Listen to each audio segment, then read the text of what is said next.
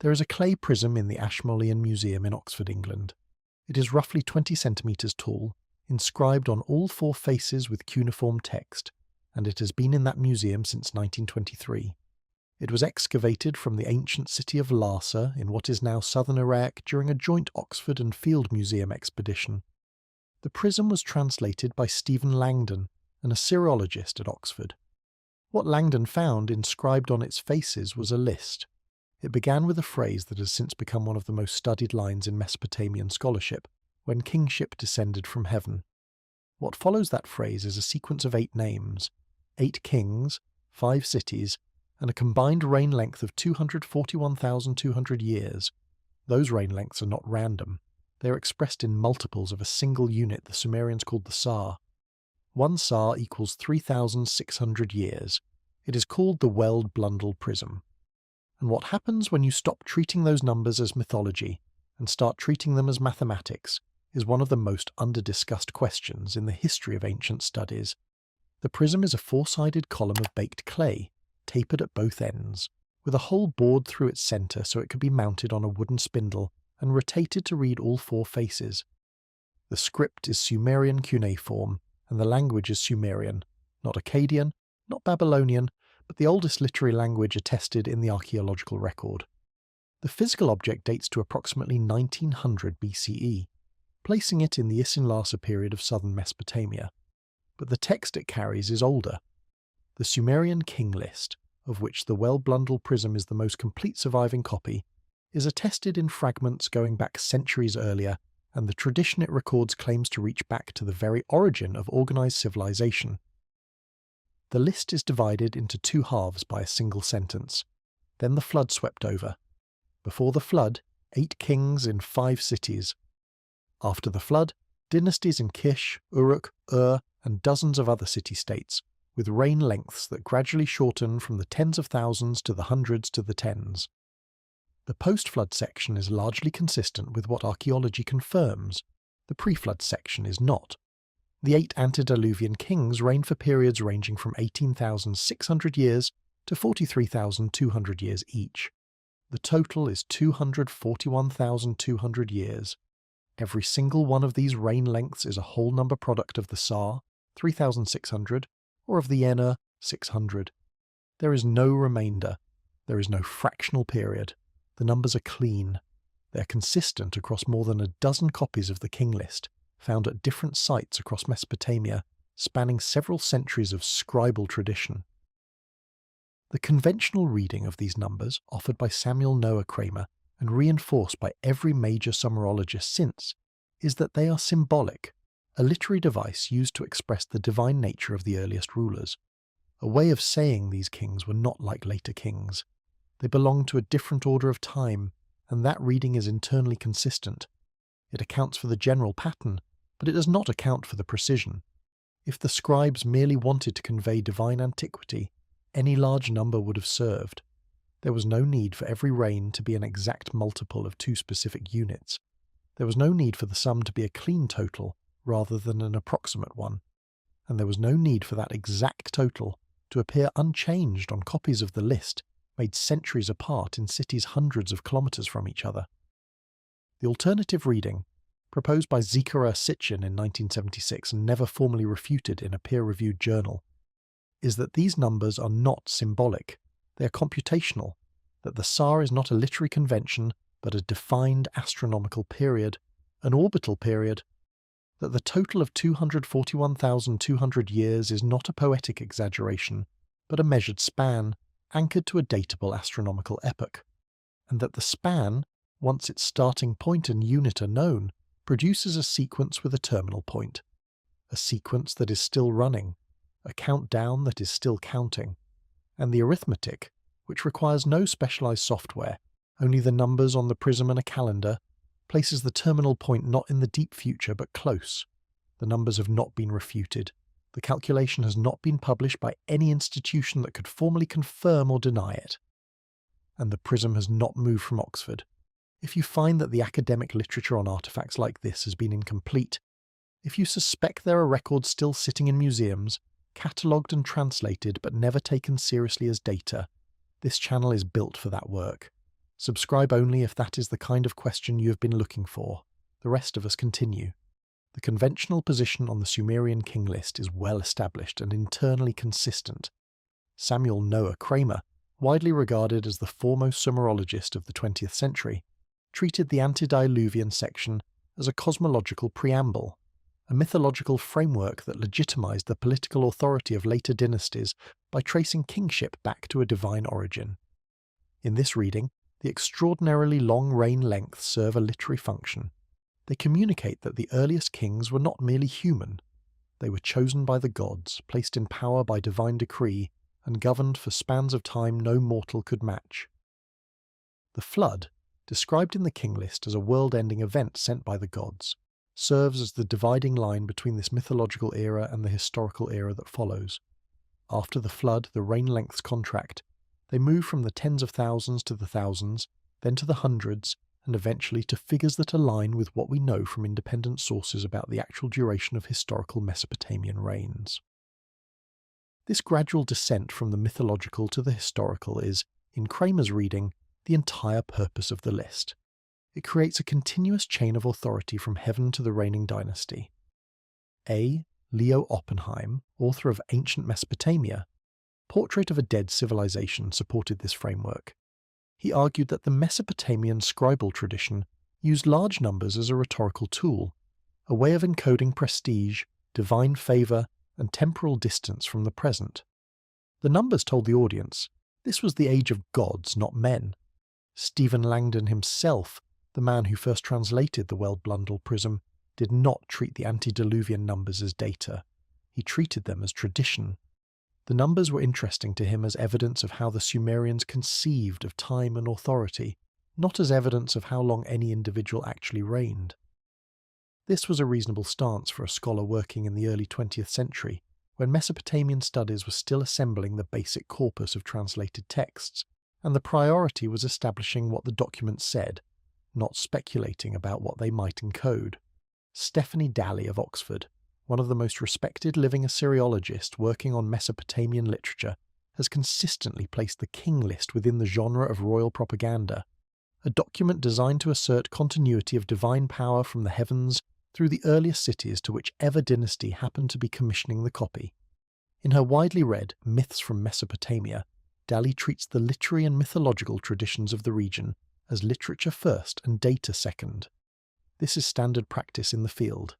The conventional reading is elegant. It accounts for the pattern of decreasing reign lengths after the flood. It is consistent with what we know about scribal practices in the ancient Near East, where numbers in literary contexts frequently serve symbolic rather than arithmetic functions. It has been the dominant interpretation for the better part of a century, and it has one significant weakness that has never been formally addressed. It does not engage with the specific mathematical structure of the numbers themselves.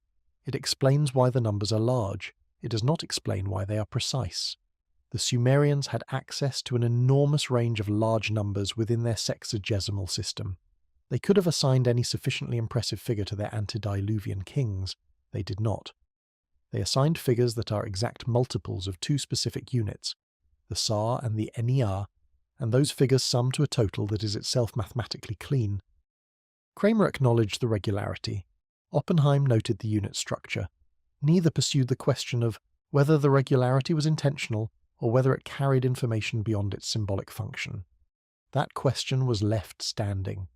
It has been standing for more than 70 years, and every copy of the King List that has since been discovered has reproduced the same numbers in the same units, summing to the same total. The precision is not in dispute. Its meaning is. In 1976, Zechariah Sitchin published The 12th Planet. Sitchin was not an Assyriologist by formal training. He was born in Baku, Azerbaijan in 1920, raised in Mandatory Palestine, educated at the London School of Economics, and spent the bulk of his professional life as a journalist and editor in New York. But Sitchin could read cuneiform. He had studied the language privately for decades, working from the same published transliterations and sign lists available to any credentialed scholar. What he lacked in institutional affiliation, he compensated for in persistence and specificity. What Sitchin did with the Sumerian King List was something no Assyriologist had done before him, and no Assyriologist has done since: at least not in print. He treated the numbers as numbers, not as symbols, not as literary convention, not as royal propaganda. He asked a simple question: what mathematical structure do these numbers actually have? The answer was immediate and verifiable by anyone with access to the published transliterations. Every antediluvian reign length on the King List is expressible as a whole number combination of two units, the Sa, 3600, and the Nia, 600. Not approximately. Exactly. Alulim of Eridu, 28,800 years. That is exactly 8 Sa. Alalgar of Eridu, 36,000 years. Exactly 10 Sa. Enmenluana of Bad Tibera, 43,200 years. That is 12 Sa. Enmengalana of Bad Tibera, 28,800 years. 8 Sa again. The god Dumuzi of Bad Tibera, 36,000 years. 10 Sa. Ensipadzid Ana of Larak, 28,800 years. 8 Sa. Enmendurana of Sipar, 21,000 years. 5 Sa and 15 Ner. Ubaratutu of Shurapak, 18,600 years. 5 Sa and 1 Ner. The pattern holds across all 8 kings. The total, 241,200, is 67 Sa. Sitchin did not stop at observing the pattern. He proposed an explanation for it. The Sa, he argued, was not merely a mathematical abstraction. It was an orbital period, the time it takes for a body the Sumerians called Nibiru to complete one orbit around the sun. 3,600 years. This identification came from his reading of the Enuma Elish, the Babylonian creation epic, in which a celestial body called Marduk, later associated with the name Nibiru, is described entering the existing solar system and disrupting the planetary order. The language of the Enuma Elish describes Marduk's path in terms that Sitchin interpreted as orbital mechanics, a body on a long elliptical trajectory, passing through the inner solar system at intervals, then retreating to the outer reaches. If the Sa is an orbital period, the King List becomes something other than a mythological genealogy. It becomes an astronomical ledger. Each king's reign is measured not in human years lived, but in orbital passages observed. 8 Sa means that during the reign of Alulim, the body completed 8 full orbits, each orbit lasting 3,600 years. The antediluvian period in this reading is not a vague mythological epoch. It is a measured interval, 67 orbits, 241,200 years, and a measured interval has properties that a mythological epoch does not. It has a starting point, it has a rate, and it has an end. Sitchin did not merely assert this, he published the arithmetic. In the 12th Planet and in its sequels, The Stairway to Heaven, The Wars of Gods and Men, The Lost Realms, and ultimately The End of Days, he laid out the calculation step by step, identifying the astronomical anchors he used and the assumptions he made. The calculation is reproducible, the assumptions are stated, and the conclusion, whether one accepts the assumptions or not, is arithmetic, not mysticism. The King List yields a number. The number belongs to a system. The system has a period, and the period, like all periods, cycles. Bond and Hempsel are not fringe figures. This point needs to be made explicitly, because the instinct to dismiss alternative readings of Mesopotamian texts often begins with an attack on the credentials of the reader. Alan Bond is an aerospace engineer who founded Reaction Engines Limited in the United Kingdom. He has worked on advanced propulsion systems including the Sabre engine, a hybrid air-breathing rocket design that has received funding from the European Space Agency. Mark Hempsel is a spacecraft systems engineer who taught at the University of Bristol and has published in the Journal of the British Interplanetary Society. In 2008, Bond and Hempsel published a book called A Sumerian Observation of the Khufu's Impact Event, in which they analysed a different artefact, the planisphere of Nineveh, a circular clay tablet approximately 14 centimetres across, held in room 55 of the British Museum. Using astronomical back calculation software, they derived a specific date from the tablet's observational data, June 29th, 3123 BCE. The date falls within the temporal window the Sumerian King List describes as the boundary between the antediluvian period and the post-flood era. The relevance of Bond and Hempsel's work to the King List is this: they demonstrated using methods standard in archaeoastronomy that Mesopotamian tablets contain datable astronomical data.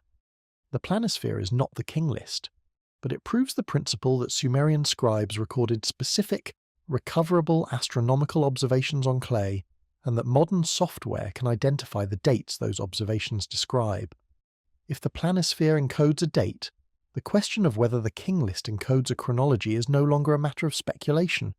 It is a matter of analysis. The analysis has been started. It has not been finished, at least not by anyone with the institutional authority to make the results stick. What makes the King List different from most ancient documents is the specificity of its internal structure. This is not a poetic text sprinkled with large numbers for effect. It is a ledger. It names rulers. It names cities. It assigns each ruler a precise duration.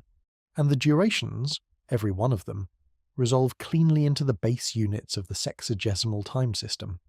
Sitchin saw this. Bond and Hempsel demonstrated a method for extracting datable information from Mesopotamian astronomical tablets. The question that connects their work is direct. If the Sumerians embedded recoverable astronomical data in one tablet, did they embed a recoverable chronological structure in another? The numbers suggest they did. The structure has been identified, and the structure, by its own mathematics, defines a cycle that is not yet complete.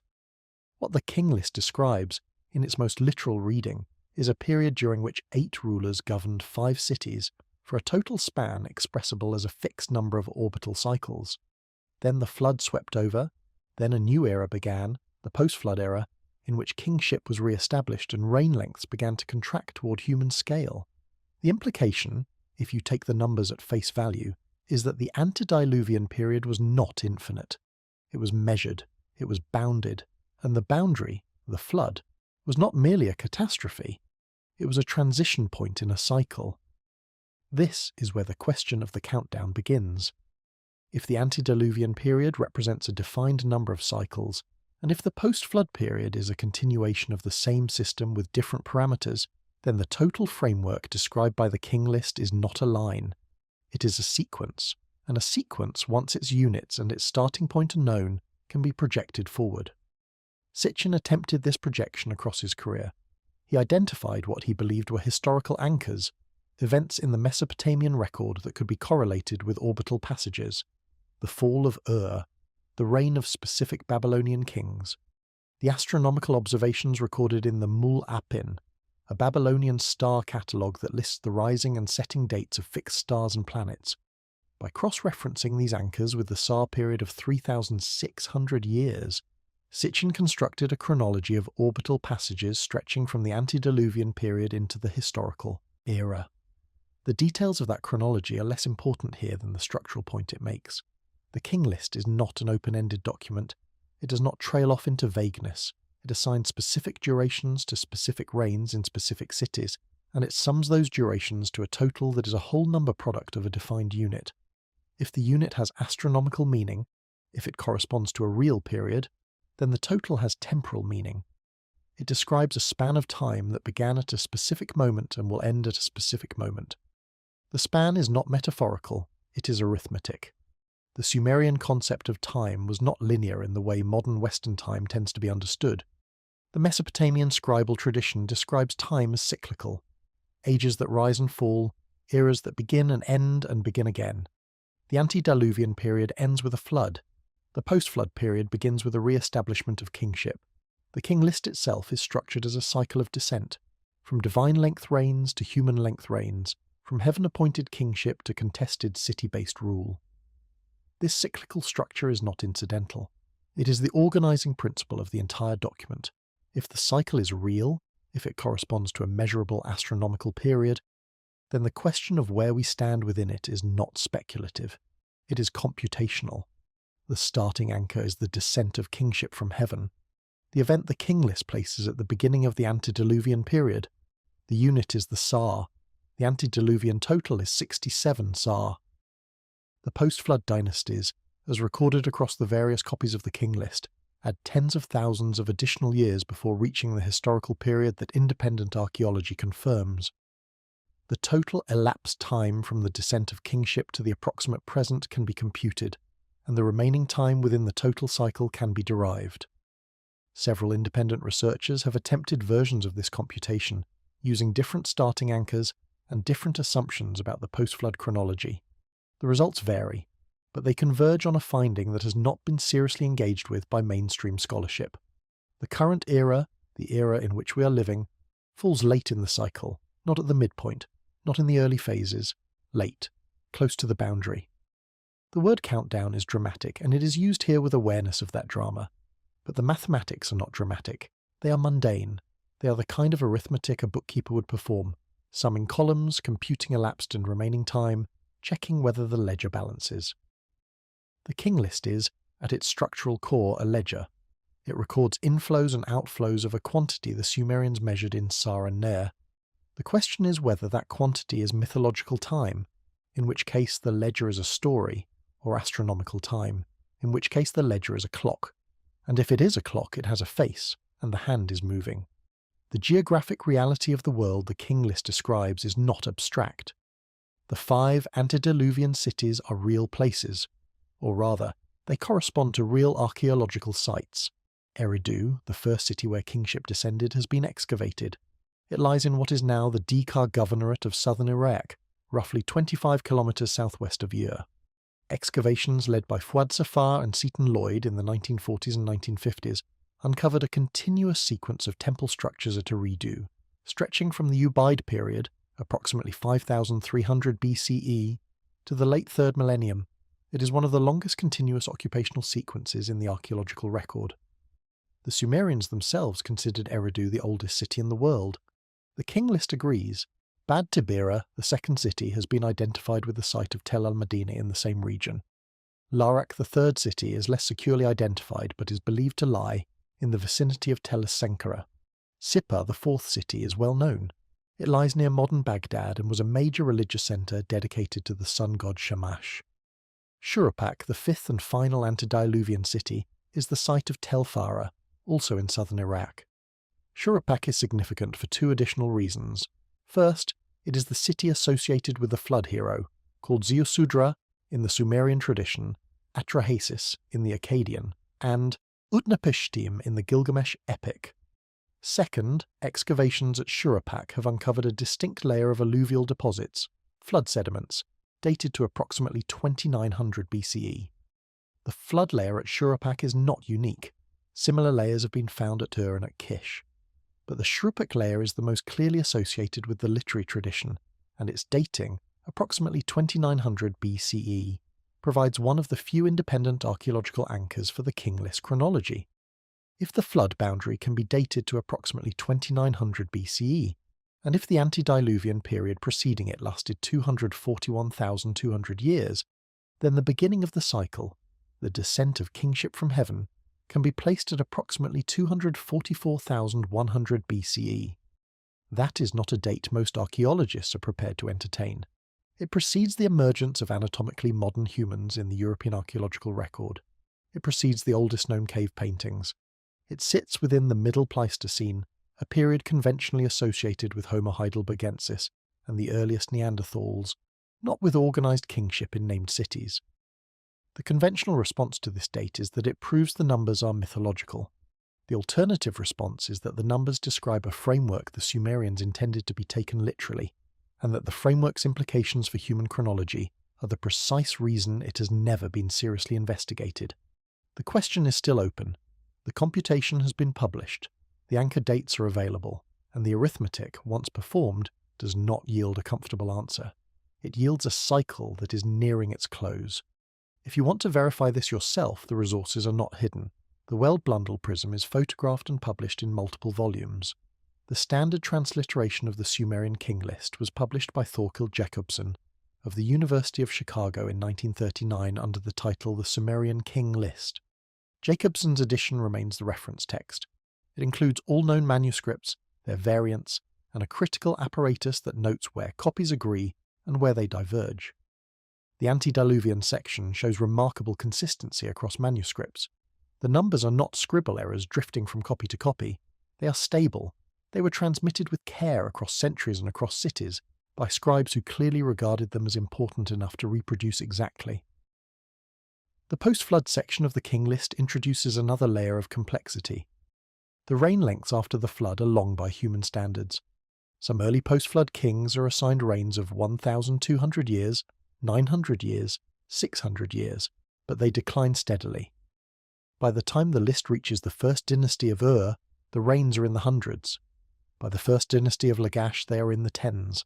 This declining pattern has been interpreted by conventional scholars as a literary device, the gradual fading of divine favour, the slow transition from the age of gods to the age of men. But it is also consistent with a mathematical model in which a decaying function is applied to the base unit. The post-flood reigns are not random. They are not uniformly distributed. They follow a curve, and the curve approaches an asymptote, the natural human lifespan, in a manner that suggests the scribes were not improvising but following a formula. This is a point worth pausing on. The Sumerian King List, in its totality, antediluvian and post-flood combined, exhibits the mathematical properties of a structured system, not a literary compilation. The antediluvian section uses exact multiples of the Sa and the Ner. The post-flood section follows a declining curve that converges on historically verifiable reign lengths. The transition between the two halves is marked by a specific event, the flood, that can be correlated with archaeological evidence at Shuruppak. These are not the characteristics of mythology, they are the characteristics of a model. The question is what the model describes. The Enuma Elish, the Babylonian creation epic recovered from the library of Ashurbanipal at Nineveh, provides the cosmological context in which the King List numbers might be understood. The Enuma Elish describes the organization of the celestial sphere as an act of divine governance, the gods assigning orbits to celestial bodies, establishing the calendar and determining the stations of the stars. In Tablet 5 of the Enuma Elish, the victorious god Marduk, the same figure Sitchin identified with Nibiru, establishes the year by setting the courses of the celestial bodies. He assigns each its station. He opens the gates of the east and the west. He fixes the zenith. The language is organizational, not mythological. It reads less like a creation story and more like an operational manual for a celestial system. If the Enuma Elish describes the establishment of a celestial order, including the orbit of the body the Sumerians tracked with the Sa, then the King List may describe the operation of that order over time. The antediluvian period is the initial phase, the flood is the transition, the post-flood period is the current phase, and the total system, the combined ledger of antediluvian and post-flood cycles, is not open-ended. It has the properties of a closed cycle with a defined period. The question is not whether the cycle exists in the text. The text is clear. The question is whether the cycle corresponds to anything in the physical universe. And that question has not been answered, not because it cannot be answered, but because no one with the institutional authority to answer it has tried. The academic response to Zecharia Sitchin's work has been studied less carefully than it deserves, because the pattern it reveals is not flattering to the institutions involved. Sitchin published The 12th Planet in 1976. He published 11 subsequent books over the following 3 decades, the last, The End of Days, in 2007. He died in 2010 in New York at the age of 90. During his lifetime, no peer-reviewed journal in Assyriology, Near Eastern Studies, or ancient history published a paper that engaged with the specific mathematical claims in the 12th planet. Not one. The claim that the antediluvian reign lengths are structured multiples of the Sa has not been examined in an academic paper. The claim that the Sa might function as an astronomical rather than purely symbolic unit has not been formally tested against the corpus of Sumerian mathematical and astronomical texts. The claim that the King List encodes a cyclical chronology with a computable period has not been modelled, even for the purpose of disproving it. What has been published, in book reviews, in popular science magazines, in blog posts by working Assyriologists, are characterizations. Sitchin has been called a pseudoscientist. His work has been described as fringe.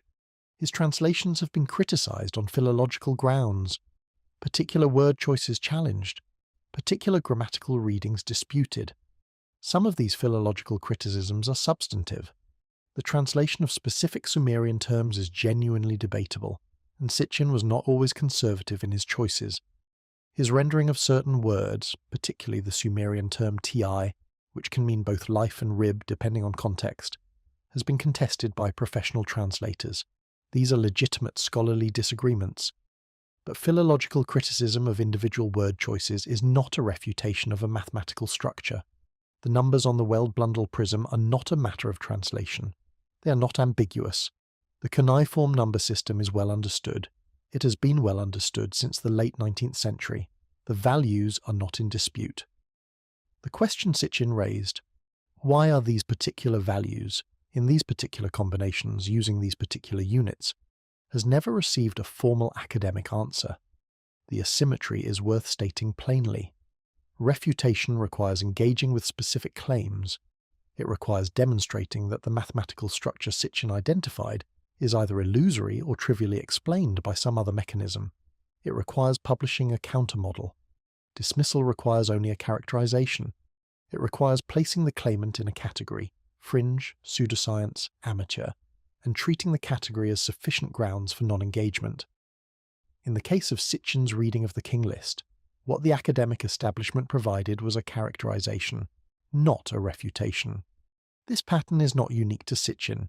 It is visible across the history of alternative scholarship on ancient texts and sites. Robert Schoch, a geologist at Boston University, published evidence in the early 1990s that the erosion patterns on the Great Sphinx of Giza are consistent with prolonged water exposure, rainfall erosion, which would push the monument's construction back by thousands of years before the conventional date of approximately 2500 BCE. Schoch's geological credentials are not in dispute. He holds a doctorate in geology from Yale. His methodology has been published in peer-reviewed geological journals. The response from Egyptologists was not a counter-analysis of the erosion data. It was a statement that the idea was unacceptable because it contradicted the established chronology. The chronology, in other words, was treated as the evidence rather than as the hypothesis the evidence was testing. Graham Hancock, a journalist and author of Fingerprints of the Gods, has spent 3 decades compiling cross-cultural evidence for a lost advanced civilization predating the known historical record. His work has been dismissed as pseudo-archaeology. But the dismissals rarely engage with his specific claims about specific sites. They engage with his conclusions, which they find unacceptable, and work backward to reject the supporting evidence.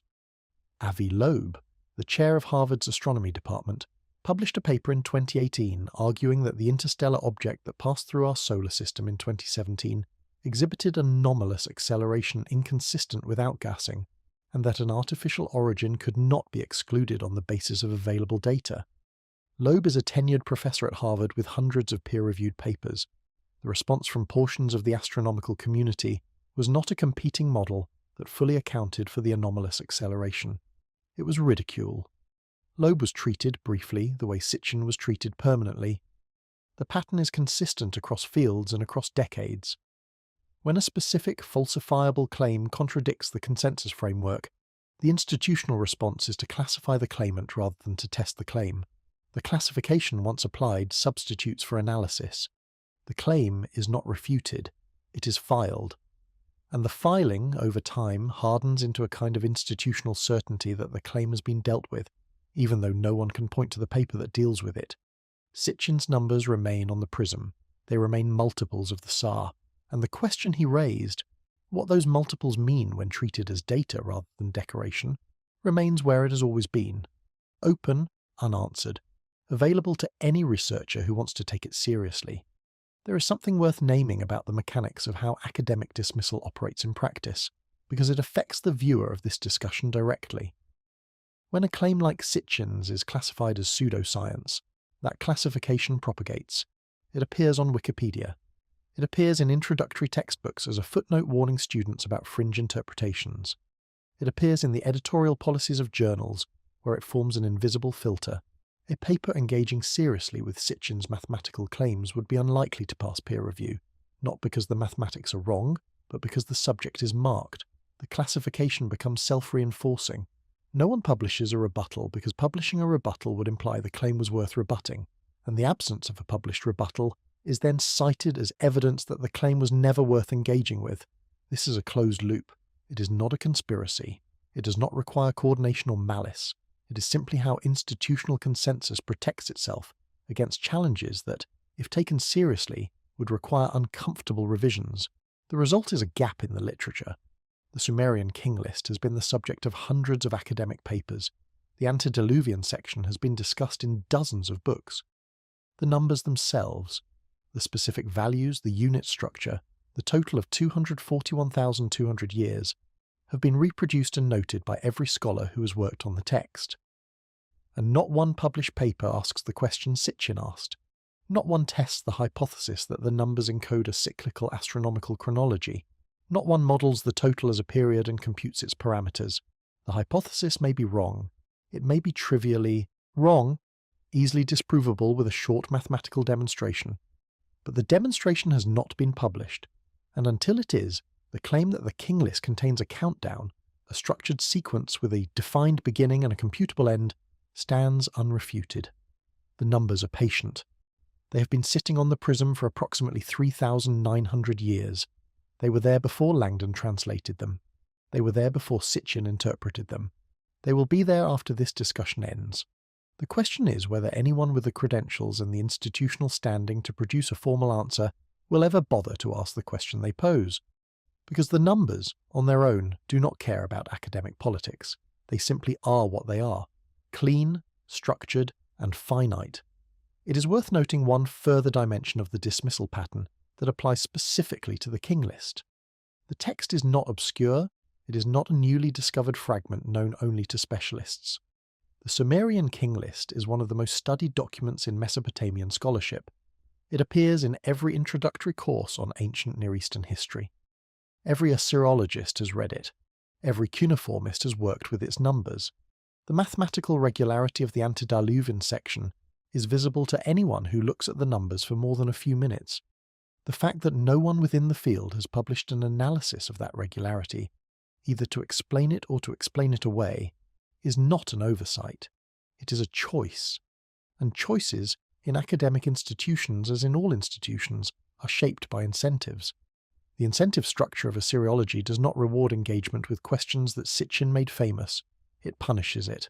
This is the environment in which the King List's numbers sit: visible, regular, unexplained. The Sumerians did not call themselves Sumerians. That name was given to them by later scholarship, derived from the Akkadian term for the region they inhabited, Shuma. What they called themselves in their own texts was the black-headed people, and the land they lived in they called simply the land. Their civilization emerged in the alluvial plain between the Tigris and the Euphrates in what is now southern Iraq, during the period archaeologists call the Ubaid, beginning approximately 6,500 BCE. By 4000 BCE, they had established permanent settlements at Eridu, Uruk, Ur, Lagash, and Nippur. By 3500 BCE, they had developed cuneiform writing, the earliest known writing system, and by 3000 BCE they had built the first cities in the archaeological record with populations exceeding 10,000 people. This was not a gradual emergence. The speed of Sumerian civilizational development has puzzled scholars since the field of Assyriology was established in the 19th century.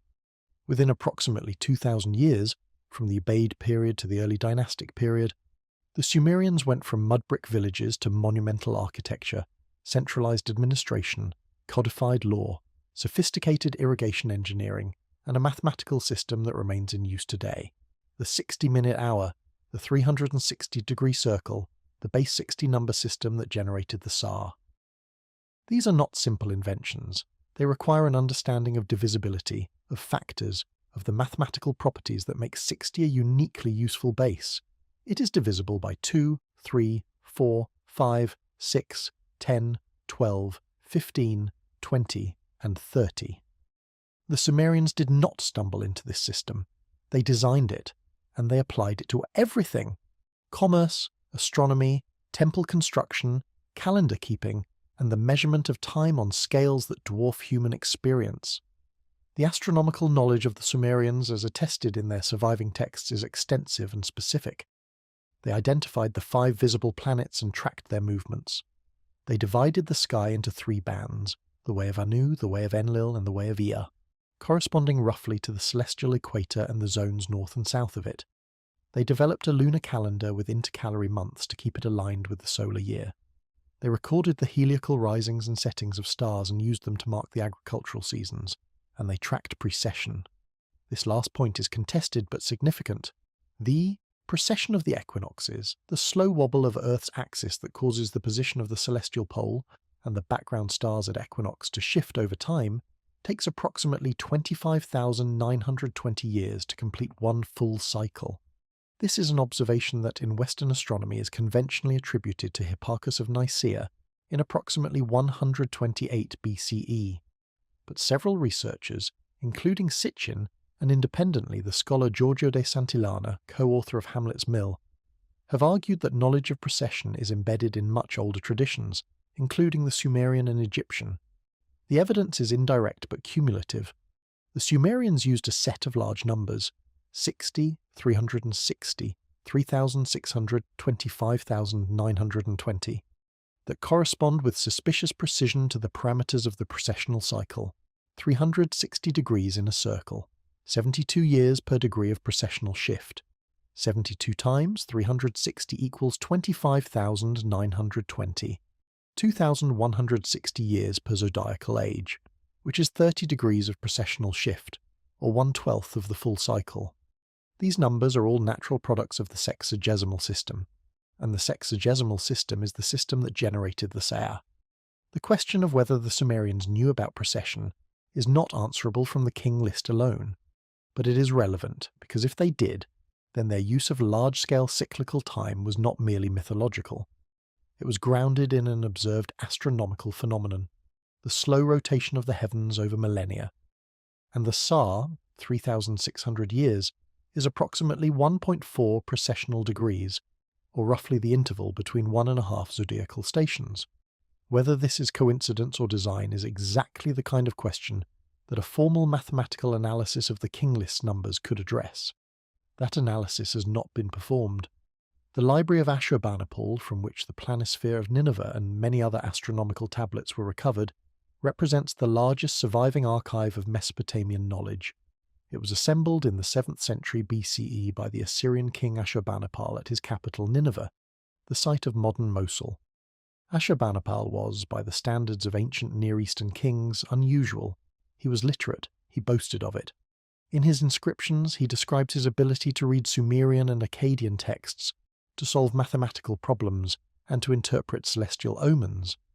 He ordered his scribes to collect and copy every significant text in Mesopotamia, administrative, legal, medical, astronomical, literary and ritual, and to bring the copies to Nineveh.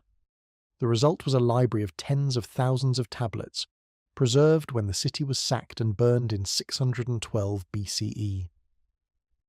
The fire that destroyed Nineveh hardened the clay tablets and buried them under rubble, creating one of the most remarkable preservation events in the history of archaeology. Henry Layard began excavating Nineveh in the 1840s. He was a British adventurer and amateur archaeologist, working with minimal institutional support. His assistant, Hormuzd Rassam, an Assyrian Christian born in Mosul, eventually took over the primary excavation work and was responsible for many of the most significant finds, including the Cyrus cylinder.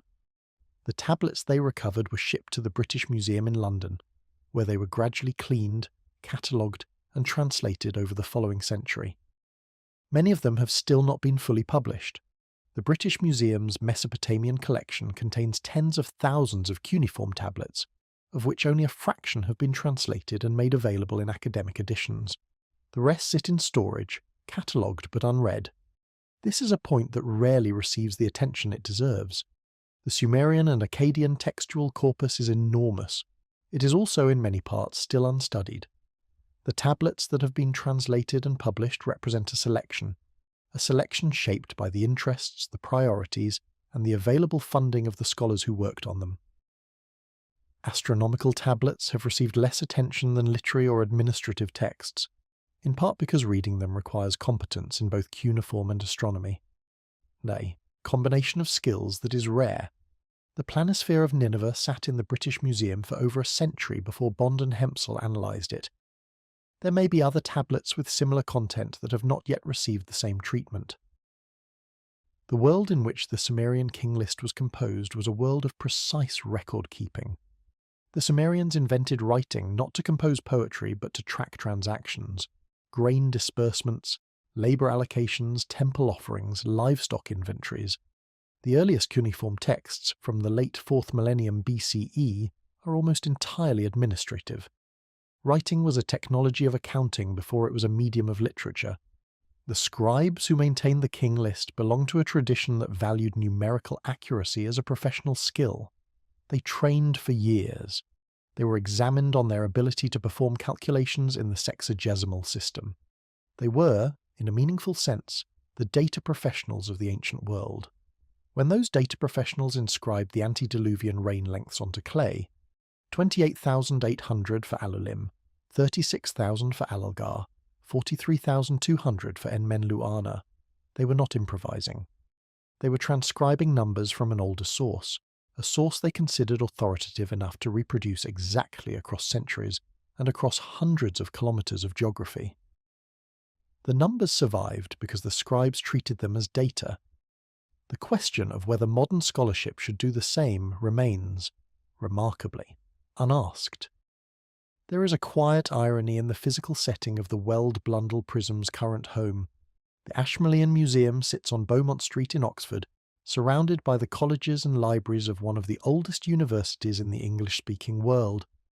The museum's collection spans the breadth of human material culture, from Paleolithic stone tools to modern art. The prism occupies a modest display space in the ancient Near East Gallery. It is not a famous object. It does not attract crowds the way the Rosetta Stone does at the British Museum. Visitors walk past it. Most do not stop. The 4 faces of baked clay, covered in wedge-shaped marks, sit behind glass in climate-controlled air, unchanged since the day they were pressed into wet earth in a workshop in Lhasa. The numbers are there. They have always been there.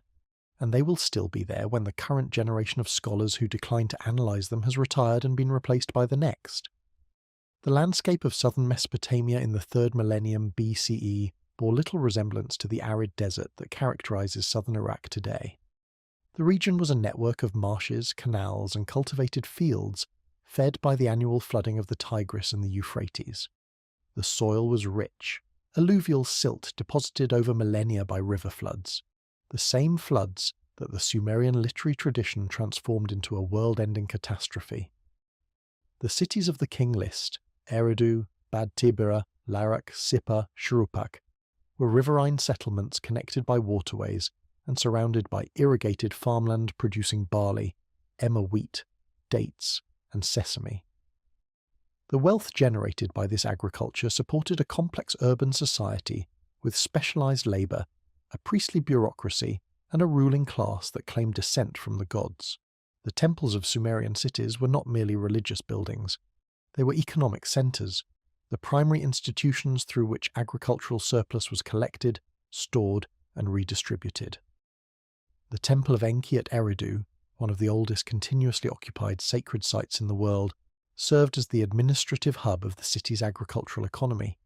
The priests who managed the temple were also the scribes who maintained the records. The King List was not a secular document. It was a temple document, produced by the same institutions that tracked grain and livestock, maintained the calendar, and observed the stars. This institutional context matters. The scribes who produced the King List were the same scribes who recorded astronomical observations, computed agricultural cycles, and maintained the sexagesimal mathematical tradition. They were not storytellers in the modern sense, they were record keepers. The distinction between their literary output and their administrative output is a modern one. The Sumerians themselves made no such distinction. A hymn to Inanna and a grain disbursement record were both written in cuneiform on clay by the same class of professionals, trained in the same schools, using the same mathematical system. The King List sits at the intersection of these traditions, part royal chronicle, part astronomical record, part mathematical exercise. Separating it from its mathematical context and reading it as pure literature is a choice, not a necessity. The Atrahasis epic, recovered in fragmentary form from multiple sites, including the British Museum's Nineveh collection, provides a narrative context for the King List's antediluvian period. The Atrahasis describes the creation of humanity by the gods, specifically by the god Enki, who mixes divine blood with clay to create a being capable of performing the labour the gods no longer wish to do. The narrative then describes the period before the flood, a period of increasing divine dissatisfaction with humanity, culminating in the decision to send the deluge. The flood hero, warned by Enki, builds a vessel and survives. The Atrosis is conventionally read as a creation myth with a flood appendix, a theological narrative explaining why humans exist and why the gods periodically threaten to destroy them. Sitchin read it differently. He argued that the creation of humanity described in the Atrosis corresponds to a genetic modification event, the deliberate engineering of a worker species by the Anunnaki, the Sumerian term for the gods who came from the heavens. The blood mixed with clay, in Sitchin's reading, is a metaphor for biological material combined with earthly substrate. This is one of Sitchin's more controversial interpretations, and it has been criticised on both philological and scientific grounds.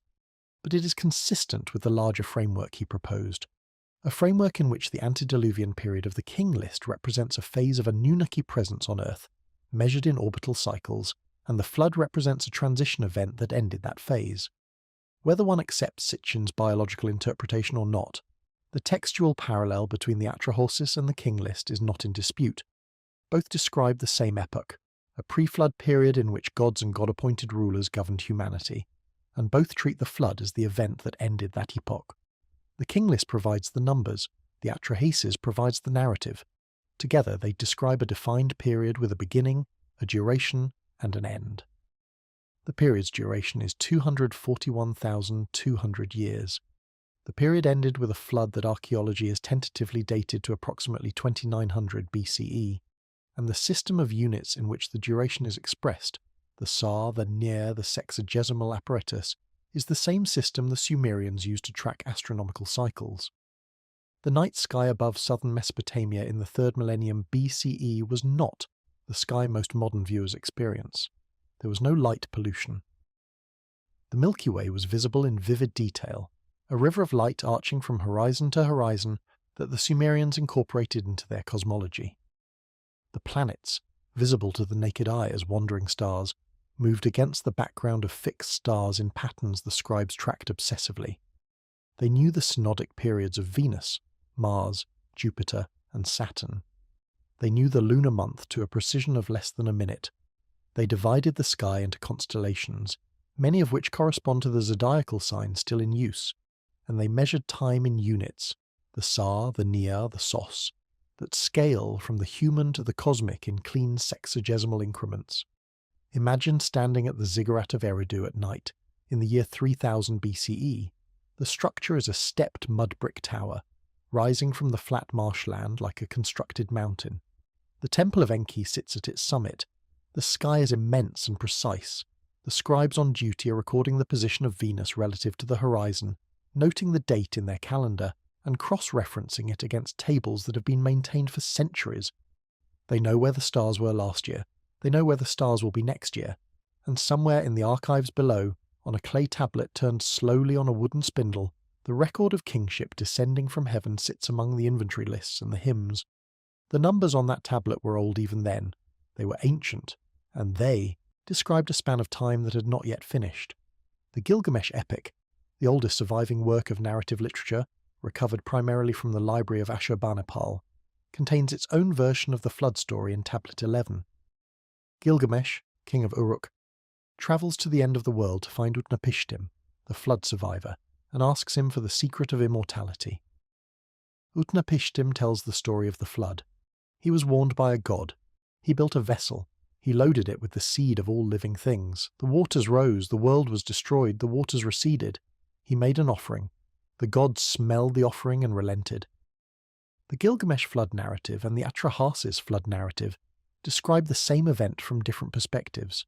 The King List marks the same event with its dividing sentence. Then the flood swept over. 3 independent textual traditions, the King List, the Atrahasis, and the Gilgamesh epic, converge on a single event and place it at the same point in the chronological framework.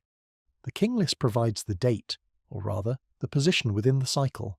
The narratives provide the detail, and the cycle, defined by its units and its total, continues to count. The flood deposits at Shuruppak have been dated by multiple independent analyses to approximately 2900 BCE, give or take a century. They consist of a layer of clean, water-deposited silt separating earlier occupational layers from later ones.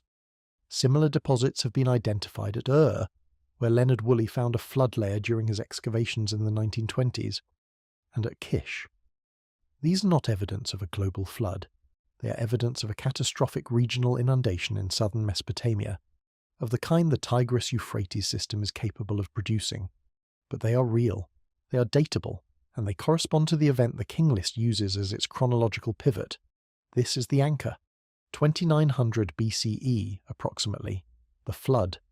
Before it, 241,200 years of antediluvian kingship measured in Sar. After it, a declining sequence of dynasties converging on the historical record. The total structure of the King List is a closed system with a beginning, a transition, and an ongoing count. The count has not stopped. The question embedded in the title of this discussion, how much remains, is a question the numbers themselves can answer. Whether anyone chooses to perform the arithmetic is another matter entirely. The Sumerians were not alone in recording what appears to be a structured chronology, extending far beyond the boundaries of conventional history. The cuneiform tradition is the best documented because clay tablets are nearly indestructible.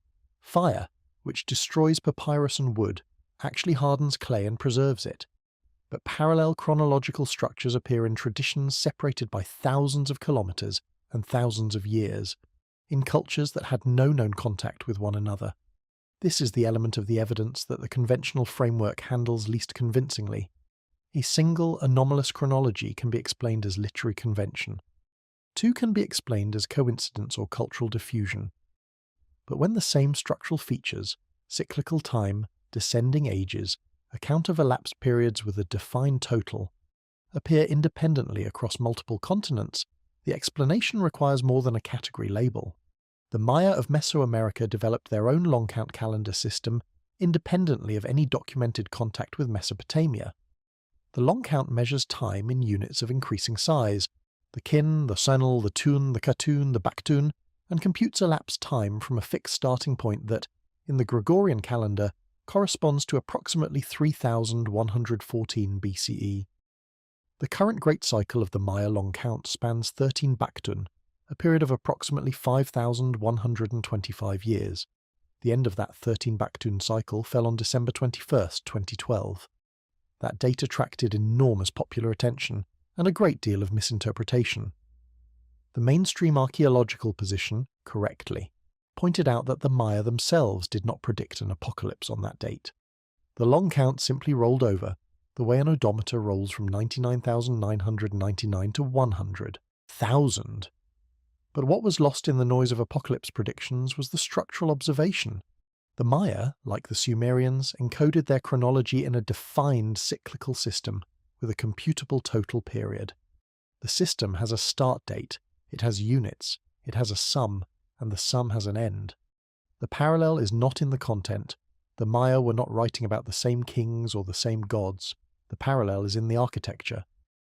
Both cultures independently developed chronological systems that treat time not as a line but as a cycle with measurable parameters. The start date of the Maya long count, approximately 3114 BCE, falls within a century of the flood deposits at Shuruppak and within the same broad epoch as the Sumerian flood boundary. This temporal coincidence has been noted by researchers including Sitchin and Hancock. The conventional explanation is that it is a coincidence. Two unrelated cultures, independently establishing calendar systems, happen to anchor their starting epochs to roughly the same period. This is possible, but the coincidence compounds when a third system is added. The Vedic tradition of the Indian subcontinent offers a third independent instance. The Yuga system, described in texts including the Surya Siddhanta, the Vishnu Purana, and the Mahabharata, divides cosmic time into 4 ages of descending length and moral quality. The Satya Yuga, the Golden Age, is the longest and the most virtuous. Each subsequent age, Treta, Dvapara, Kali, is shorter and more degraded. The Kali Yuga, the current age, is the shortest and the darkest. The total length of one Mahayuga, one complete cycle of all 4 ages, is 4,320,000 years. The Kali Yuga alone spans 432,000 years, and according to traditional Hindu chronology, The Kali Yuga began in 3102 BCE, that date, 3102 BCE. It falls within 12 years of the Maya long count start date and within the same century as the flood deposits at Shurapak. Three independent chronological traditions, Sumerian, Maya and Vedic, all place a major transition in the early 3rd millennium BCE. All three use defined mathematical units to measure elapsed time. All three describe the current era as late in a cycle, and all three encode their chronologies in systems that are not vague or approximate, but mathematically precise. The conventional explanation for this convergence is that it reflects a universal human tendency to think in cycles and to project Golden Age narratives onto the past.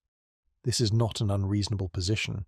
Cyclical time is a widespread feature of pre-modern cosmologies, and the psychological appeal of a golden age followed by decline is well documented in comparative mythology.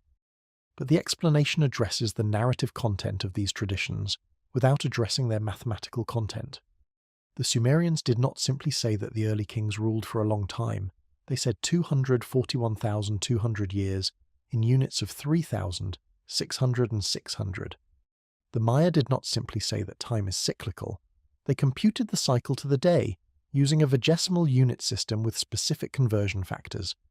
The Vedic tradition did not simply describe declining ages. It assigned each age a duration in years that is a whole number multiple of a base unit. 432,000 for the Kali Yuga is exactly 120 times 3,600.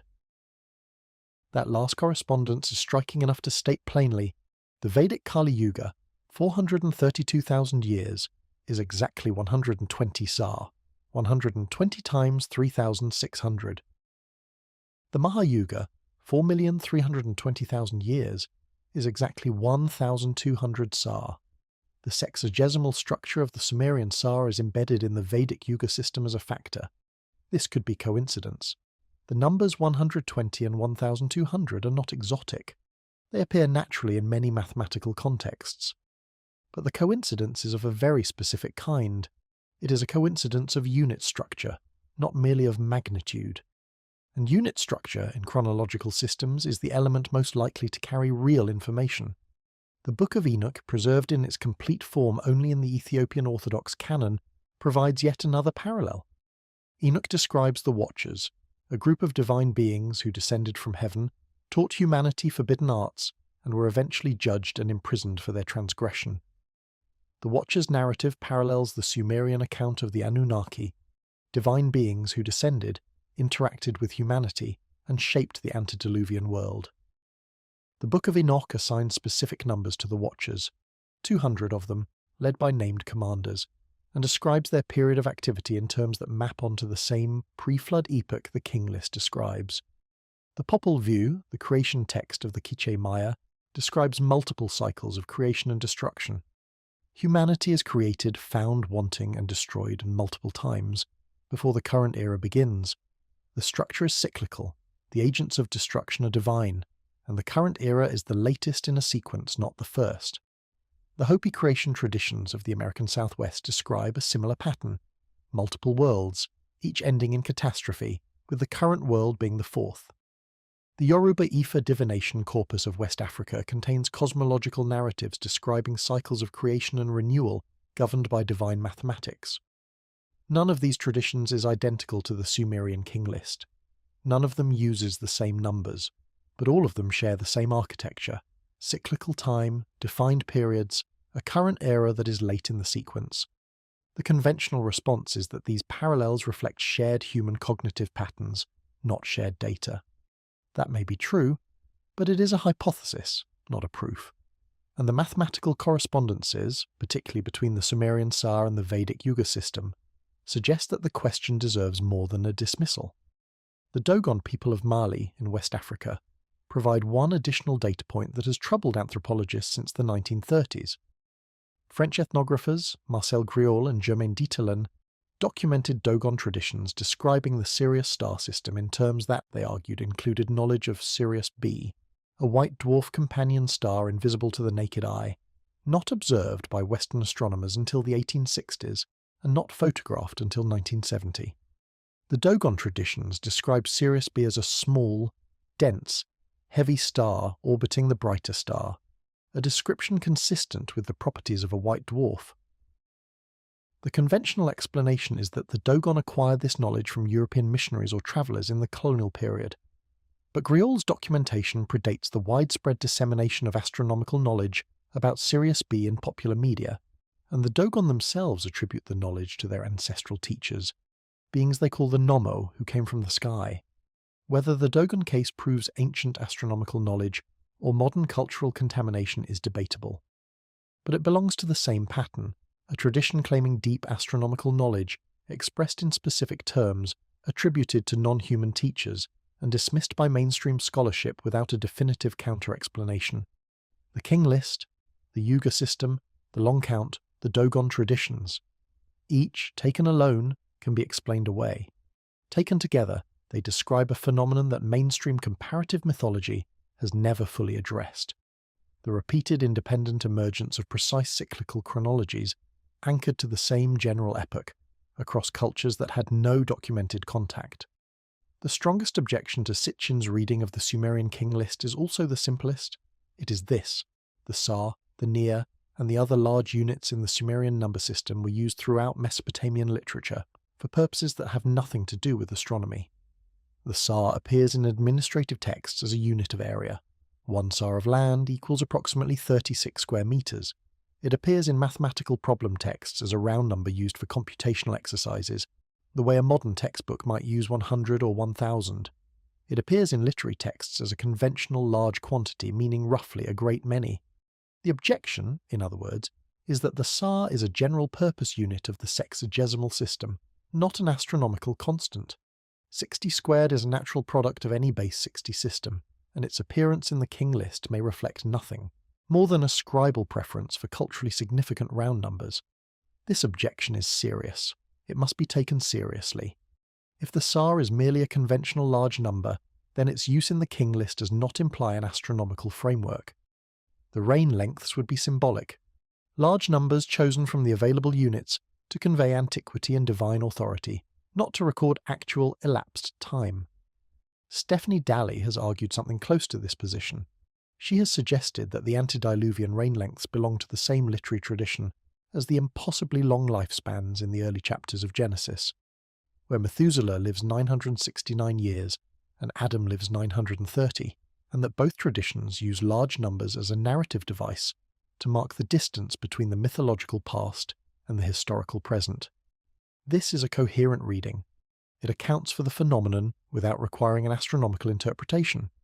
It is consistent with what we know about how numbers functioned in Mesopotamian literary culture, and it is the reading that the majority of credentialed Assyriologists implicitly or explicitly endorse. Where the objection falls short is in its failure to account for 3 specific features of the King List numbers. First, the precision. If the scribes merely wanted to convey great antiquity, any large numbers would have served. They chose numbers that are exact products of 2 specific units. Second, the consistency. More than a dozen copies of the King List, produced over several centuries at sites hundreds of kilometers apart, reproduce the same numbers. This is not the behavior of a poetic convention. It is the behavior of a transmitted data set. Third, the total. The sum of the antediluvian reigns, 241,200, is itself a mathematically interesting number. It factors cleanly into Sa and Ner. It is not a rough approximation. It is a precise output of a system. The debate remains genuinely unresolved. No peer-reviewed paper has demonstrated that the mathematical structure of the antediluvian King List is either an inevitable artifact of sexagesimal notation or a deliberate encoding of astronomical data. Both possibilities remain open. The conventional side has not proved that the structure is accidental. The alternative side has not proved that it is intentional, and the numbers remain on the prism, unchanged, unexplained, and available to anyone who wants to take the question further than it has been taken so far. There is one additional dimension of the counter case that deserves mention, because it speaks to the methodology rather than the content. The claim that the King List encodes a countdown depends on anchoring the cycle to a datable starting point. Different researchers have used different anchors. Sitchin used the flood deposits at Shurapak. Others have used the founding date of Eridu, or the astronomical epoch implied by the planisphere. The choice of anchor affects the computed endpoint, This is a genuine weakness of the countdown argument. It is sensitive to its initial conditions, and the initial conditions are uncertain. A formal analysis would need to specify the anchor, justify the choice, quantify the uncertainty, and present the result as a range rather than a point estimate. This has not been done, at least not in a format that meets the standards of academic publication. The weakness is real, but it is a weakness of presentation, not of principle. The underlying mathematical structure of the King List is not affected by the choice of anchor. The structure exists regardless. The question of whether the structure implies a cycle with a defined endpoint is the question that needs answering. And the answer depends on analysis that no one has yet published. The honest position, the position that respects both the evidence and the limits of what is currently known, is that the mathematical structure of the antediluvian King List is real, unexplained, and potentially significant. Whether it encodes a countdown is an open question. Whether it encodes anything beyond scribal convention is an open question. But the questions are not trivial, and they have not been closed by any published analysis. They have simply been left standing, and standing questions, unlike resolved ones, retain their power. If the mathematical structure of the Sumerian King List is intentional, if the antediluvian reign lengths encode a cyclical chronology built on astronomical units, then several things that are currently treated as settled would need to be revisited. The conventional dating of the beginning of complex civilization to approximately 3500 BCE would need to be reconsidered, because the King List's numbers imply an organized tradition of record-keeping, extending far deeper into the past. The assumption that Sumerian astronomical knowledge was limited to naked-eye planetary observation would need to be revised, because a 3,600-year orbital period implies awareness of celestial mechanics on a scale that naked-eye observation alone cannot easily explain, and the relationship between the Mesopotamian, Maya, and Vedic chronological systems would need to be studied as a comparative mathematical problem rather than dismissed as an anthropological curiosity. These revisions are not small. They would require rethinking foundational assumptions about the pace and distribution of early human intellectual achievement. But the artifact exists. The numbers on it are legible. The unit system is understood. The calculation has been performed and published. And the question, what the Sumerians were counting and whether that count has a defined endpoint, is still open. The implications extend beyond chronology. If the Sa is an astronomical period, then the Sumerian scribal tradition was doing something more sophisticated than recording royal genealogies. It was maintaining a temporal framework calibrated to celestial mechanics, a framework that would require continuous observation, precise record-keeping, and mathematical modelling of phenomena that unfold over millennia. The existence of such a framework in the 3rd millennium BCE would not merely push back the timeline of human intellectual achievement, it would change its character. It would suggest that the earliest literate civilization was not groping toward astronomy, it was inheriting it. The Weld-Blundell prism is in the Ashmolean Museum in Oxford.